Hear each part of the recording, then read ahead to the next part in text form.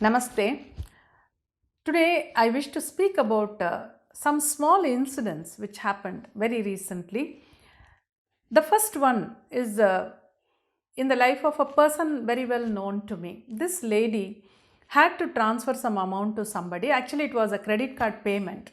So she said she sat and did this payment in the night with net banking and transferred nearly 1 lakh rupees. And the next morning, she had a doubt whether she had done it properly, and then she went and checked her account. And of course, she got the SMS also. And then she found that by mistake, she had actually sent the money to the beneficiary, which was below the person or the account to which she had to send. So that was a mistake. She clicked the one below, and the money has gone to some other person. Now, this person is there in her beneficiary list because some couple of years back or something, she had some transaction with this person. She had to pay him, and at that point of time, she had added him as a beneficiary and sent him the money. So his name was still there in the beneficiary list. That happens to many of us. Sometimes you add a name and their account details, and then you never remove them. It just remains there. So that is how this was there. And after that, there was no transaction with that person. But this day, when she was actually paying for her credit card or some payment like that, by mistake, the money went to this person. Now, she traced out his phone number and she spoke to this person. So, initially, he said, I'm not sure, I will check whether the money has come and let you know. Then the next day when she called, he said, no, I have not received any such money, so I don't have to pay you anything, I'm not giving anything. Now, this lady was devastated because it was quite a huge amount of money. And when I came to know this, I felt very bad. I thought, how can somebody keep somebody else's money like that, even though it was transferred to him by mistake? How does the human mind function like that? See, I always talk about desires. So much I talk about desires, and for so many years I've been talking about how you can manifest your desires, your goals, how you can work for it, how you can meditate for your goals. All this I've been speaking. That is a different thing. When does a desire become a greed? When does it turn into greed? Now, as long as we think about our desires, see, I need to have a house, I need to have sufficient income for my expenses, I need to have a good car, I want to educate my children well, I want to make my family very comfortable. So, when you have these kind of goals in mind, they are desires. They are justified desires which everybody has in their mind, and you can work for them, you can meditate for them, the universe will be very happy to help you and they will manifest. But the moment the mind goes into the other level of grabbing somebody else's money, even if it's not my money, somebody else's money by accident came into my account, let me keep it. So that becomes greed when it is not yours.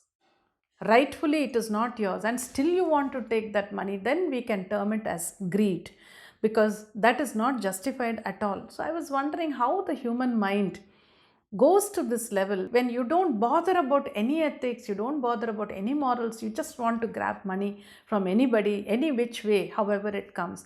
So that's when it becomes greed. And I was just reflecting on certain other incidents which happened in the last few months, not very long ago.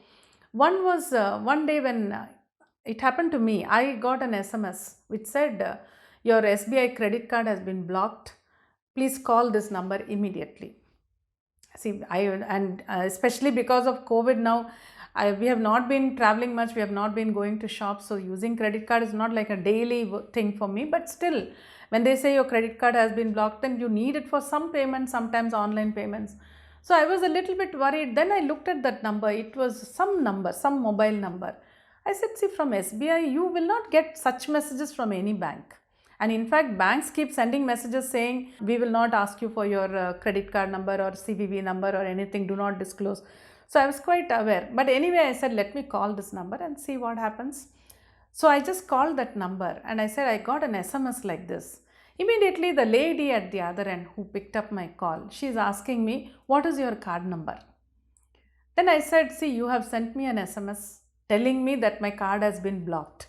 So don't you have my card number? Why should I give you my card number? Then she immediately put the phone down. The conversation was, closed. So I knew it was a fraud, and luckily, nothing happened. I mean, I didn't lose any money, so there's nothing much to think about. But I was just thinking about the mentality of the people who were organizing something like this. It was an organized crime. A lot of people must be involved. So this was one incident. Then there was another incident maybe 3-4 months back. My mother is with me. She is above 80. She's a pensioner. She receives some small amount as a pension, family pension from my father's this. And whether she needs it or not, it's very important for her that every month that much amount is credited as pension. You know how it is with elderly people, whether they need the money or not, the fact that they get some money every month from the government, it makes them very happy, and it makes them, they look forward to it. So she got a phone call one day. This pension was credited to her Indian bank account. She got a phone call. Somebody spoke in English, and they said, your bank account details are not complete. Nowadays, banks ask for KYC, know your customer, all the details, PAN card, everything they ask for. So he said, your bank account details are not complete. So if you do not complete them by this evening, you will not receive your pension next month. So my mother got absolutely worried, and she came to me and gave me the phone and said, somebody is talking about pension, so you see what it is. Then I spoke to that person. I said, what is it? He said, he gave me some name. He said, Ranganathan or Rangarajan, and I am calling from Indian Bank, Bombay. And he said, this account details are not complete. So you have to complete the details today, otherwise pension will not be credited. Then I asked, what details do you want? He said, give me your account number. I said, see, you are calling us and telling us that the account details are not complete. So don't you have our account number? How are you calling us? And then he immediately cut the call. You see, again, I was just thinking how they were playing on the emotions of pensioners, especially elderly pensioners. As I told you earlier, that little money which comes to them every month is very important for them. And emotionally, if there is something that can stop that money, somebody says it will not come, they become shattered. So these people were somehow getting the list of pensioners and calling them up. See, anybody else, if I had not been there, if it was a person who could understand English and speak English, they might have even, immediately taken out their passbook and given the account number and given whatever details were asked for. Luckily here, my mother gave me the phone, so the whole thing stopped there and we didn't lose any money.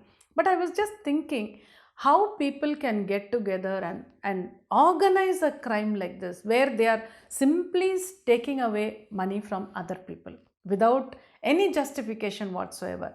So it is a very sad state of things to think the human mind can use all the intelligence that it has to commit only such fraud. So it was a very sad thought. So I was thinking, I just wanted to share this with all of you. I'm sure many of you are aware of such things that are happening. We keep receiving WhatsApp messages. But since these two incidents happened in our house and the other one also someone known to me, I thought I should just share it with you. And we should reflect upon what we should do to be more careful, not to lose our money. So here, the first incident where she by mistake credited somebody else, I would suggest that if you have a net banking account, periodically check the beneficiaries list and remove the beneficiaries whom you may not need in future. It happens to all of us. So, see, now we have Google Pay and many other methods of payment, but earlier it used to be only net banking. So we add anyone to whom we have to make a payment, you might add them to the beneficiaries list, and then you may not think of removing the name. So many names may be lying there with the account details, and easily you can click a wrong name by mistake. For example, supposing you need to make a payment to Kumar, let us say, and you also have another beneficiary called Kumaresan. So instead of clicking Kumar, you can easily click Kumaresan by mistake. So to avoid such mistakes, we can remove those beneficiaries which we do not regularly make any payments to. That is definitely very important. You should do it periodically. That's one thing. Another thing I wanted to share with you is, once I was in a supermarket some time back, and after purchasing a few things, I was at the billing counter. There was another lady who had also bought certain things. She was on the next counter. She had left all her things there. The billing was going on. She just said, I want to get one soap, and she went to a rack nearby and she was looking for a soap. Here this person, this young man, had completed the billing. He had added all the items and she had also given him the credit card. She said, you complete the billing, and she went. I was very, very surprised. This person, this young man, he entered, I think, swiped the credit card and the PIN was required. So from here he called that lady and said, please come and put your PIN here. type in your pin, and from there that lady is shouting and saying, pin number is only this, you do it yourself. And she's shouting the pin number, the 4 digits. Everybody was there, everybody was able to hear that. I was quite surprised and I was amazed. How can you share your pin number like that loudly? I feel you should not even say it over phone, you should not even type and send it as a message. It can go to anybody and it can create problems for you. Why does a bank give us pin number? So that the money is safe and the credit card is used only by us, and without the pin number it cannot function. So all these safety measures banks take only to protect our money. If we do not cooperate, then how can we protect the money that we have? So we must keep it in mind. Never share your PIN number or CVV number very easily. You should never do that. And of course, with regard to SMS, like I explained to you, and with regard to phone calls, like I explained to you, be very alert. Do not share any details of your bank accounts or credit card details unnecessarily. No bank will ever ask for such details on the phone. It never happens. So if we are more alert, then I think we can at least safeguard whatever money we have and use it properly. So in my Aishwaryam class, there are many things like this which I discuss, how you can make sure that the money that comes, it's not only about attracting money. Of course, the class is mainly about attracting prosperity, attracting money, but that is not the only part of it. We can attract money. Today I feel it's easy to earn money, but it's very difficult to safeguard the money and property that you have. So we need to focus on that also. So in the Aishwaryam class, I give a lot of tips about how to relate with money, even when you spend money, what should be your thought forms, and how to keep money with you. Like that, many things I discuss. But here today I want to give you one tip to make sure that whatever money you have earned, it stays with you for some time and then it is spent properly. Because many people have this complaint. They say, I'm earning quite a lot of money, but whatever money comes just goes immediately.